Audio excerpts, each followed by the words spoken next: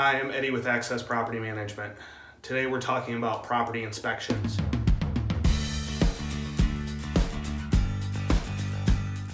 So we have 5 different types of property inspections that we do.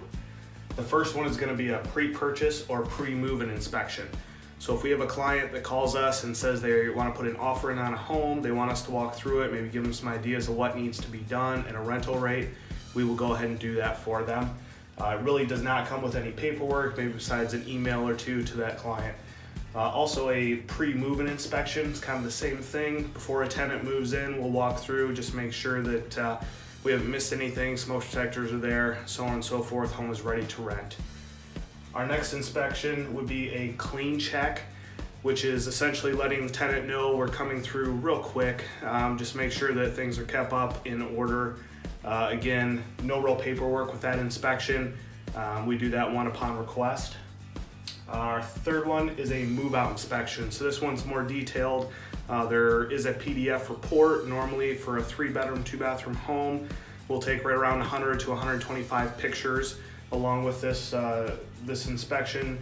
Again, a nice PDF report. It'll list any damages, anything that we would also, if we want to do any painting, carpet repairs, carpet replacement, things like that.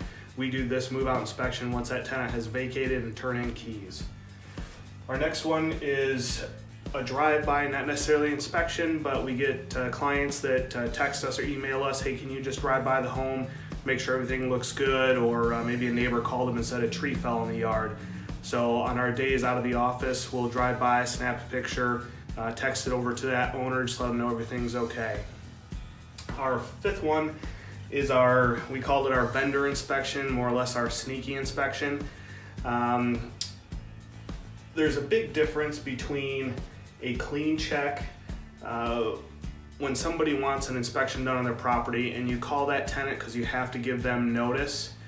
And so you give them notice, most tenants are then going to go clean up the home. They're going to get rid of any pets that they may have. They have extra beds lying around or beds in areas they're not supposed to have them.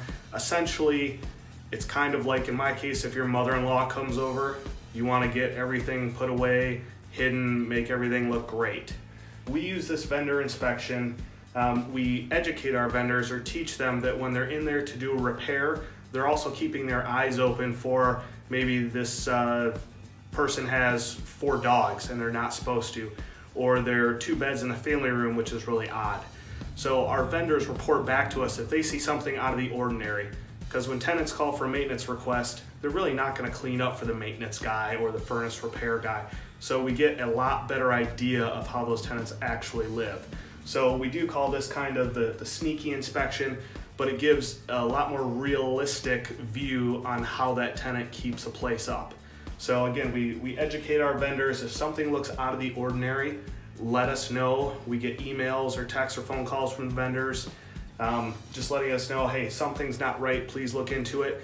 And then we can do more of a in-depth clean check inspection, or stop by, knock on the door, and just ask them a few questions. So those kind of describe all 5 property inspections that we do. Thanks for watching the video.